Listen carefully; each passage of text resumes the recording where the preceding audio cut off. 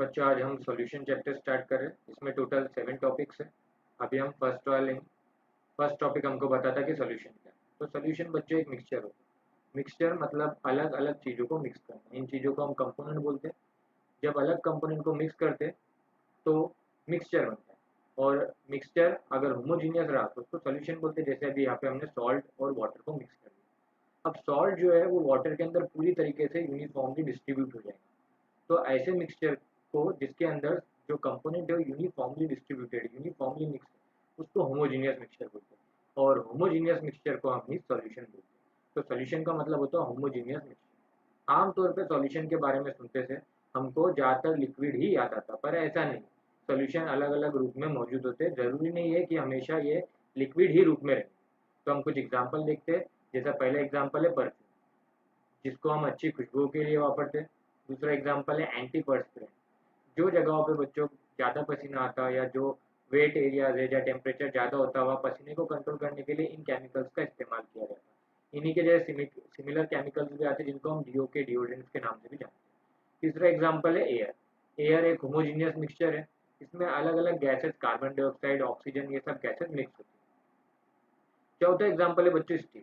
हाँ, स्टील भी एक मिक्सचर है। किसका? आयरन के साथ हम कार्बन और बाकी दूसरे एलिमेंट को ज़रूरत के हिसाब से मिक्स करते हैं। तो स्टील जो है वो भी होमोजीनियस मिक्सचर होगा क्योंकि इसमें जो कंपोनेंट है वो यूनिफॉर्मली डिस्ट्रीब्यूट है। ऐसा नहीं है कि आयरन कहीं पे रहता और कहीं पे कार्बन रहता। तो क्योंकि ये होमोजीनियस मिक्सचर है इसको हम सॉल्यूशन भी बोल सकते हैं। जब स्टील सॉल्यूशन है तो बाकी अलॉय जैसे कि ब्रास और ब्रोंज ये भी सॉल्यूशन की कैटेगरी में आते हैं। अब बच्चों ये तो आजू बाजू की चीज़ें हो गई। अब अगर हम अपनी बॉडी को देखें तो इसके अंदर ब्लड ब्लड मौजूद रहता है। ब्लड एक जगह से दूसरी जगह बहुत सारी चीज़ों को कैरी करता। इनको कैरी करने के लिए वो क्या करता, उनको अपने अंदर डिजोल्व कर लेता, मिक्स कर लेता। तो ब्लड भी एक प्रकार का सोल्यूशन हो गया। क्योंकि ब्लड में बहुत सारे कंपोनेंट मौजूद रहते हैं इसलिए हम ब्लड को कॉम्प्लेक्स सोल्यूशन बोलते हैं। और इसका रूप क्योंकि लिक्विड रहता है इसलिए इसको कॉम्प्लेक्स लिक्विड सोल्यूशन बोला जाता है। तो इस प्रकार से बच्चों अगर सोल्यूशन में दो कंपोनेंट मौजूद रहता है हम उसको बाइनरी सोल्यूशन बोलेंगे। तीन रहे तो टर्नरी, चार रहे तो क्वाटरनरी, और अगर बहुत ज़्यादा रहे तो हम उसको ब्लड की जैसे कॉम्प्लेक्स लिक्विड सोल्यूशन बोलेंगे। फिलहाल हम इस चैप्टर में केवल बाइनरी सोल्यूशन पढ़ेंगे। तो सोल्यूशन की डेफिनेशन बच्चों क्लियर होगी। सोल्यूशन क्या है?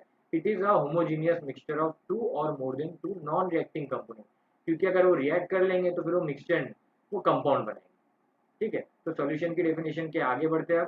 अब हम देखेंगे बाइनरी सॉल्यूशन। बाइनरी सॉल्यूशन में केवल दो कंपोनेंट होते हैं जैसे कि यहाँ पे दिखाई दे रहा। एक कंपोनेंट को हमने ग्रीन रंग और एक कंपोनेंट को ब्लू रंग से बताया। अगर ध्यान से देखा जाए तो जो ग्रीन वाले कंपोनेंट है वो कम है। तो बाइनरी सॉल्यूशन का वो कंपोनेंट जो कम क्वांटिटी में मौजूद है उसको हम सॉल्यूट बोलते हैं। और दूसरा कंपोनेंट जो ज़्यादा क्वांटिटी में मौजूद है उसको हम सॉल्वेंट बोलते हैं। दोनों को एक साथ सॉल्यूशन बोलते हैं। जैसे कि हमने जो एग्जांपल लिया था सॉल्ट का, इसमें सॉल्ट जो है वो कम क्वांटिटी में मौजूद है तो हम सॉल्ट को सॉल्यूट बोलेंगे। अब सॉल्यूट ये शब्द ही क्यों बोला जाता? सॉल्यूट एक ग्रीक शब्द है जिसका मतलब होता है अपनी आइडेंटिटी खोने वाला। क्योंकि हमने यहाँ पे अभी सॉल्यूट जो सॉल्ट डाले, इसको जब हम स्टीर करेंगे तो सॉल्ट गायब हो जाएगा, वो अपनी सॉलिड वाली आइडेंटिटी खो देगा। अब यहाँ पे वो कहीं पे दिखाई नहीं देगा, इसलिए हम इसको सॉल्यूट बोलते हैं, जो कि ग्रीक शब्द है जिसका मतलब होता है गायब हो जाना, अपनी आइडेंटिटी खो देना। दूसरी तरफ अगर आप देखें तो जो सॉल्यूशन का स्टेट है, सॉल्यूशन सॉलिड रहेगा, लिक्विड रहेगा, गैस रहेगा, वो डिपेंड करता है सॉल्वेंट पे। अगर सॉल्वेंट लिक्विड है तो जो सॉल्यूशन है वो भी लिक्विड ही रहेगा। अगर सॉल्वेंट गैस है तो सॉल्यूशन गैस रहेगा। और ऐसा सॉल्यूशन जिसका सॉल्वेंट लिक्विड है उसको लिक्विड सॉल्यूशन बोलते हैं। तो बच्चों सॉल्यूशन और उसके कंपोनेंट की जो डेफिनेशन थी वो हमारी क्लियर हो गई। अब हम इसी को समरी के रूप में देखेंगे। अरे बच्चों हमने क्या देखे? हमने देखे कि सॉल्यूशन क्या होता है। सबसे पहले सॉल्यूशन देखे। तो सॉल्यूशन ये शब्द का मतलब होता होमोजीनियस मिक्सचर। होमोजीनियस मिक्सचर किसका? दो या दो से ज्यादा कंपोनेंट का ये मिक्सचर हो सकता है, लेकिन कैसा मिक्सचर होना चाहिए? होमोजीनियस मिक्सचर होना चाहिए। अब इस प्रकार से अगर देखा जाए तो सॉल्यूशन की अलग अलग श्रेणियां आती है। अगर पहले हम कैटेगरी देखें तो ऐसी कैटेगरी जिसमें केवल दो कंपोनेंट है उसको हम बोलते हैं बाइनरी सोल्यूशन। क्या बोलते हैं बच्चों? उसको बाइनरी सोल्यूशन। ठीक है। अगर सोल्यूशन तीन कंपोनेंट को मिला के बना है तो ऐसे वाले सोल्यूशन को हम बोलते हैं टर्नरी सोल्यूशन। अगर इसी सोल्यूशन को बनाने के लिए हमने चार कंपोनेंट मिक्स किए तो ऐसे सोल्यूशन को हम बोलते हैं क्वाटरनरी सोल्यूशन। और अगर चार से ज्यादा कंपोनेंट मिक्स किए गए तो फिर वो बन जाता कॉम्प्लेक्स सोल्यूशन। फिलहाल हम इस चैप्टर के अंदर केवल बाइनरी सोल्यूशन पे फोकस करेंगे। तो बाइनरी सोल्यूशन में बच्चों दो कंपोनेंट है, एक को हम ए लेते हैं और एक को हम बी लेते हैं, दोनों मिलके सोल्यूशन बनाते हैं। ए वाला कंपोनेंट जो है वो कम क्वांटिटी के अंदर मौजूद है, तो दूसरा वाला कंपोनेंट बी वो ज़्यादा क्वांटिटी में मौजूद रहेगा।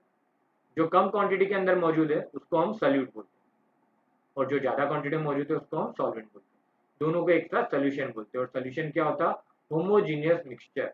होमोजीनियस शब्द याद रखना, होमोजीनियस का मतलब रहता है यूनिफॉर्म।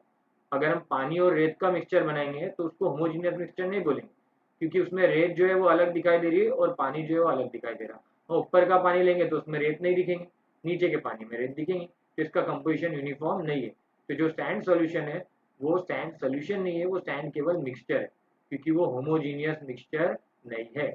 हम केवल होमोजीनियस मिक्सचर को ही सॉल्यूशन बोलते हैं। ठीक है बच्चों, अब हम सॉल्यूशन को बांटेंगे, बाइनरी सॉल्यूशन को हम बांटेंगे किसके आधार पे? सॉल्यूट के आधार पे।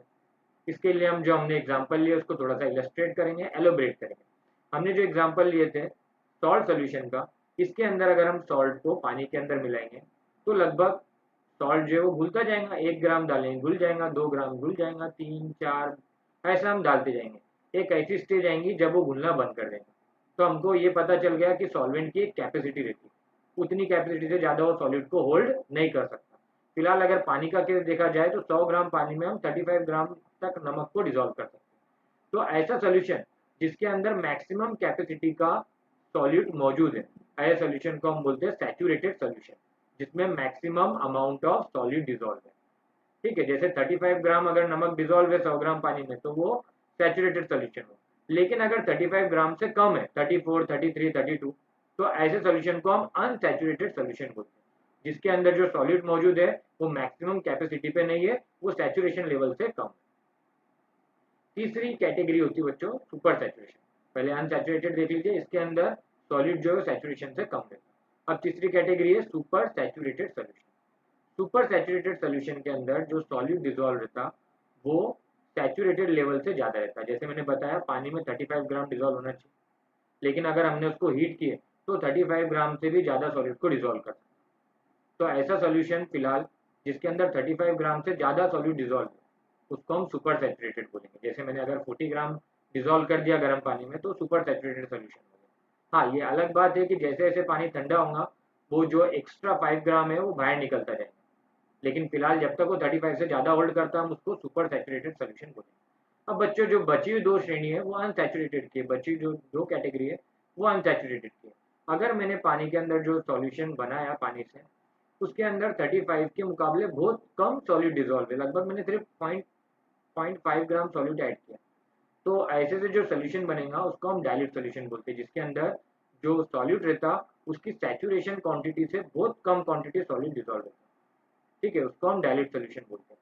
और बच्चों अगर यही सोल्यूशन जो है, इसको मैं शिफ्ट कर लेता, अगर यही सोल्यूशन हमने जो बनाया इसके अंदर हम थोड़ा जो सॉल्यूट ऐड कर रहे हैं वो सैचुरेशन के आसपास ऐड करें, मतलब लगभग हमने 35 ग्राम उसका सैचुरेशन पॉइंट है तो हमने 20 ग्राम 25 ग्राम जो कि सैचुरेशन के कंपेरेबल है उतना अगर सॉल्यूट ऐड करें तो जो सॉल्यूशन बनेगा उसको कॉन्सेंट्रेटेड सॉल्यूशन कहा जाता है। बच्चे इसको अच्छे से नोट डाउन कर लो, फिर नेक्स्ट टॉपिक देखते हैं 1.2।